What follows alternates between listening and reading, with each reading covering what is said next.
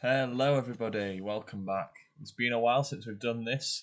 Welcome back to the podcast. Today, we're talking about another subject. The last couple of subjects, we've talked about the Premier League, we've talked about the Sheffield Steelers, we've done so much. But today, as it's only a month away, we are talking about the Eurovision Song Contest. Yes, Eurovision is back. It takes place for 2 dates on Tuesday, May 9th and Thursday, May 11th, with the final being on Saturday, the 13th of May.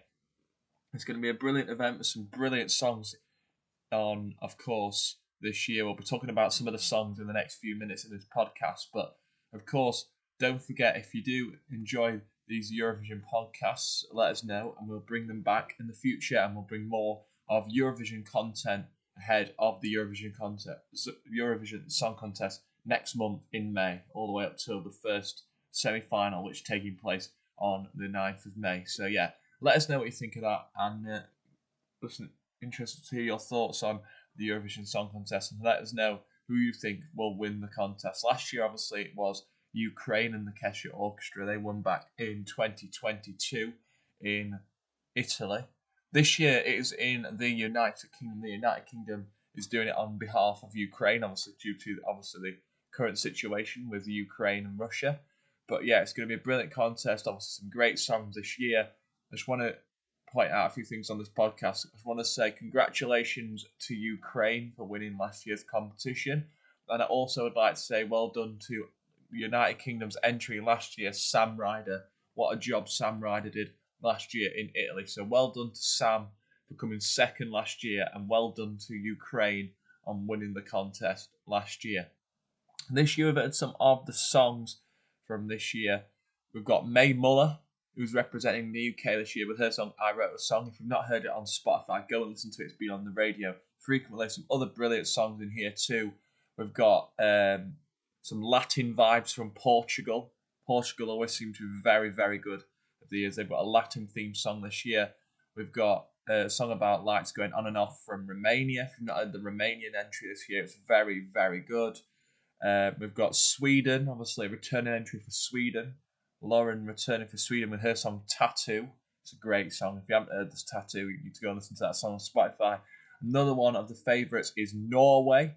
Obviously, remember last year Norway did a song called Give a Wolf a Banana. This year they're doing a song called Queens of Kings, and it's an absolutely brilliant song. In my opinion, that is one of the bookies' favourites, I would say. In my opinion, that's one of the favourites this year. So, yeah, if you haven't listened to any of these songs, I would recommend going and listening to some of these songs on Spotify. Some brilliant tunes on Spotify. So yeah, I would go and recommend you watching or listening to any of these songs. They're absolutely brilliant songs, and you can find them all on Spotify when you do that. And of course, yeah, it's going to be absolutely fantastic. Cannot wait for Eurovision this year, 2023. It's going to be an absolutely brilliant one. It's obviously in Liverpool this year. Liverpool won the vote to host this year's contest.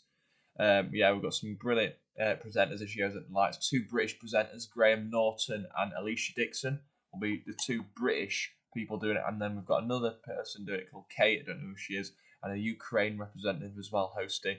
So yeah, it's going to be brilliant semi-finals. Of course, we've talked about the 2 semi-finals which take place on the 9th of May and the 11th of May. The grand final is absolutely stacked. We've got the big 5, obviously, Spain, United Kingdom, France, Germany, Italy, and last year's host, Ukraine.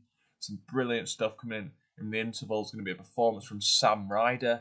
He's going to come back and do another one of his songs. I'm looking forward to that. The Kesha Orchestra, who won last year for Ukraine, are going to help with the flag ceremony in the final. It's going to be a brilliant day. Some other Eurovision winners coming back. Of course, Duncan Lawrence. You'll remember him from his win back in Israel in 2019. And of course, last year's entry for Sweden, Camilla Jacobs, will be joining, of course, the final 2. But the question is, who do you think will be there this year? I think it's going to be very, very 2 cracking semi-finals. I've heard most of the songs now. We've got so many great songs, obviously, as I said there. We've got Latin vibes from Portugal. We've got Romania.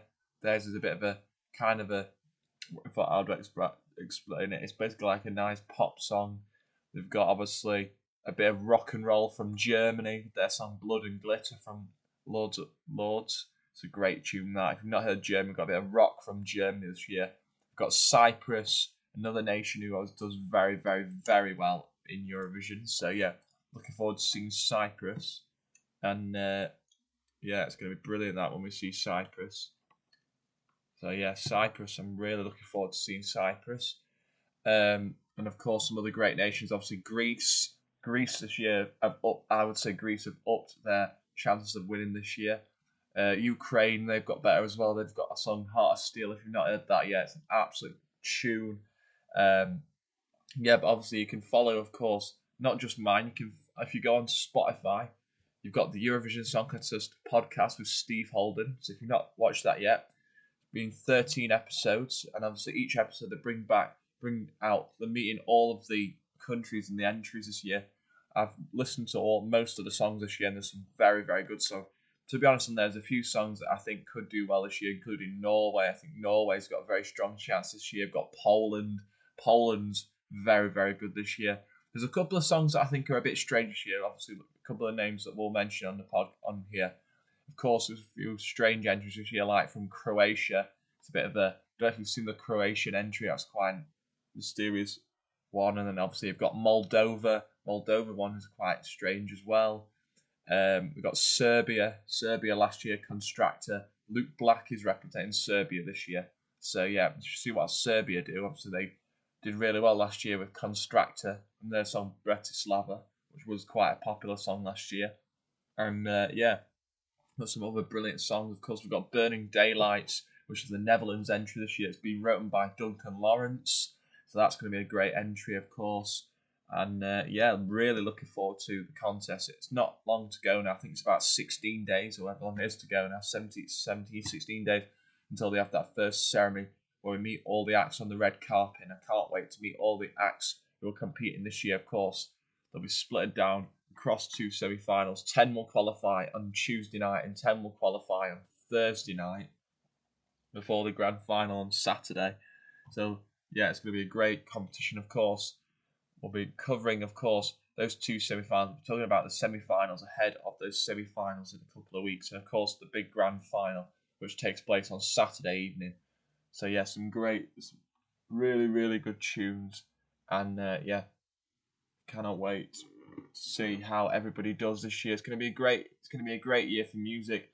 Obviously, yeah, it was a brilliant year last year. The Sound of Beauty was the motto last year. This year is very, very cultural. Obviously, Liverpool known for their music, and they're known for very, very great tunes. And yeah, really looking forward to seeing them in Liverpool this year. And yeah, I just want to say before we go any further, I hope that everybody does enjoy these type of podcasts. If you do enjoy podcasts, we'll be bringing more podcasts out for you, of course, in the coming days ahead of the Eurovision Song Contest, and not just Eurovision, on other stuff too. So yeah, I hope you've enjoyed the podcast so far. Please remember to let me know what your thoughts are of the podcast. If you do enjoy this content around the Premier League, Eurovision, or any other topic, let us know what topic you would like to do next on the podcast. Obviously, at the moment, the ice hockey's finished and the Premier League is coming to the end, but we're just focusing on Eurovision because that's the next big thing that's coming up. So yeah, hope you have enjoyed listening to it today. We've been giving you some outcomes on how I think everybody's going to do in the contest. Don't forget, you can tune in for the 2 semi-finals. First semi-final, which takes place on Tuesday the 9th of May, and the second semi-final on Thursday the 11th of May, and the grand final on Saturday the 13th of May. Can't wait for any of those shows, and I'm really, really looking forward to seeing all the acts in Italy. So yeah, so I think that's going to wrap up today's episode. Hope you have enjoyed it. Let us know your thoughts of the episode, and we'll be back in a few days' time, in a couple of weeks, to review ahead of the semis. Thank you for listening. You've been brilliant, and I'll see you again.